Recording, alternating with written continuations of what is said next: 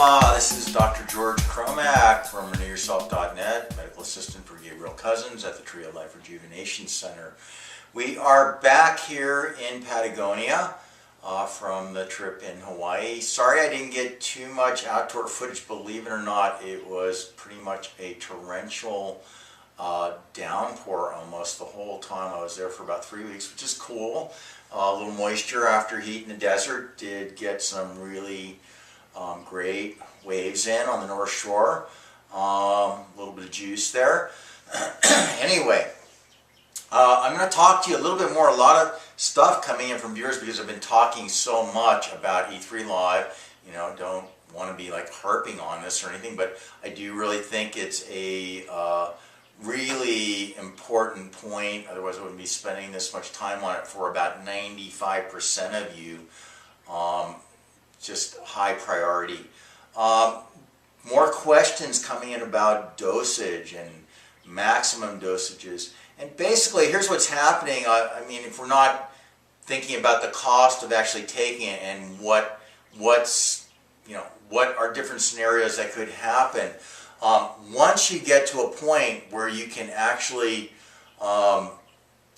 handle the large amount of chlorophyll that's in it, because it's 4 times the chlorophyll of wheatgrass juice, you can handle a large dose without initiating some kind of major detox cleansing reaction.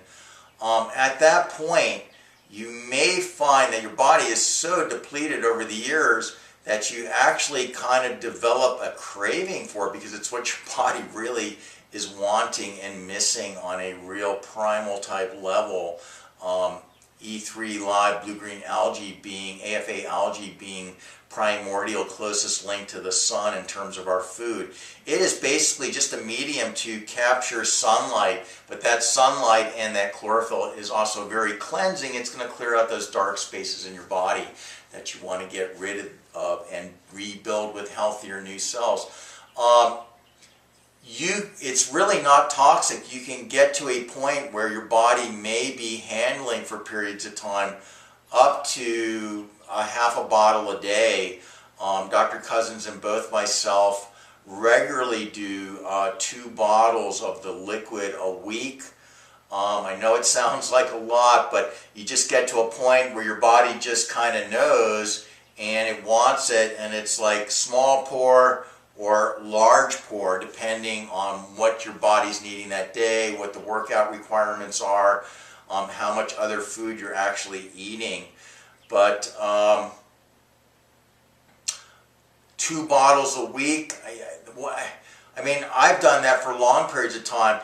That seems to be kind of the general upper limit, unless I'm fasting on it or juice feasting on it. Your body does get to a point where you just don't really want anymore, and that's kind of a signal that you've had enough. So, but that could be for, I'm about 175 pounds, pretty heavily muscularized. If I could easily do 2 bottles a week over a long period of time, there's probably a lot of others that could eventually work up to that, but really don't try anything like that the first couple of months of using it, because most likely, unless you've been at this for years, you're going to go through a very strong, not controlled detox that could be very uncomfortable and actually not good for you, kind of shocking. The whole thing comes down to getting a baseline to start with, depending on where you're at in terms of your diet and detox, and then gradually by the week increasing that dosage and getting it in on an empty stomach before you're filled with any kind of starch or heavier foods. First thing in the morning with juice or water is ideal, 25 minutes till you eat, and then once you're used to that upper dosage of 4 or 5 tablespoons, if you're an athlete working out, you could easily be pouring and doing 6, 7 tablespoons at a time. A second dose after the workout or mid-afternoon. After you've been doing that higher dosage in the morning for a while and your body has acclimated to it, you can start doing a little bit of a second dose in the mid-afternoon. You know, for a lot of people on a run, especially women with a purse, capsules are ideal. You know, if you're at home, yeah, sure, you could do a smoothie. Sometimes the capsules are easier in the afternoon. That's really about it. You really want to experiment with that.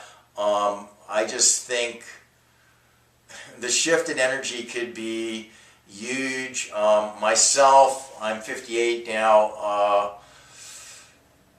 When I was about 25 or 26, I had been hypoglycemic since the age of 5 till that time, just passing out, going up the stairs.